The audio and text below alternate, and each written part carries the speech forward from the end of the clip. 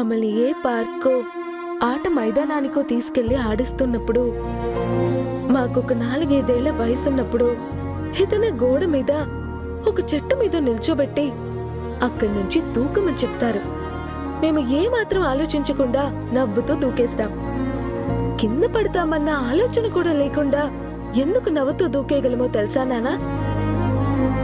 కింద మీరున్నారని ధైర్యం. మేం పడిపోకుండా మీరు పట్టుకుంటారనే నమ్మకం.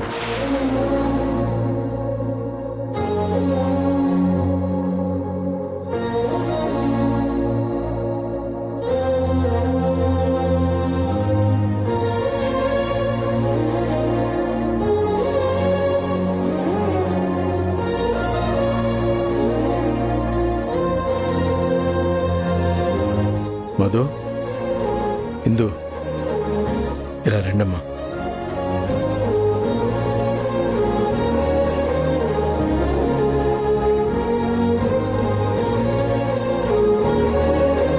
రా.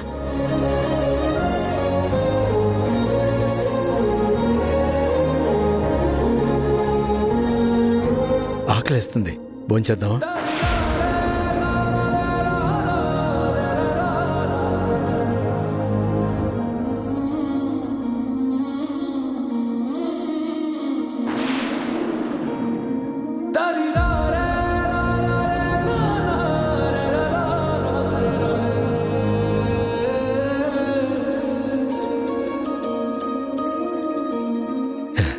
ఏంటి అందరూ అలా చూస్తున్నారు? కష్టం వచ్చింది కదా అని కన్నీళ్ళు పెట్టుకోగలం, కానీ కడుపు కాల్చుకొని కూర్చుంటే మన కష్టం తీరుతుందా? సమస్యలు సమసిపోతాయా?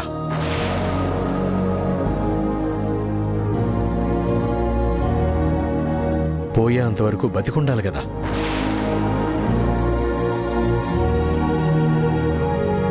భోంచేద్దాం.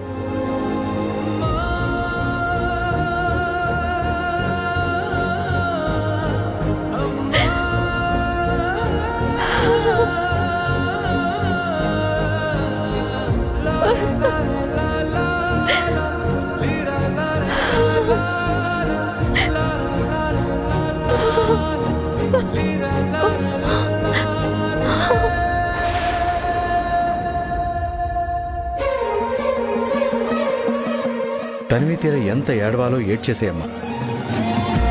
ఒక్కోసారి మనం చేసిన తప్పులు కన్నీళ్ల రూపంలోనైనా కొట్టుకుపోవాలి. అది లోపలే ఉంటే ఇంకా మనిషిని కృంగతీసేస్తుంది. మనం చేసిన తప్పుల్ని మనమే సరిచేసుకోవాలి. కానీ నువ్వు తొందరపడ్డందుకు, నువ్వు చేసిన పొరపాటుకి కన్నీళ్లు కార్చు. కానీ నిన్ను మోసం చేసిన వాడి గురించి కన్నీళ్లు కార్చొద్దు.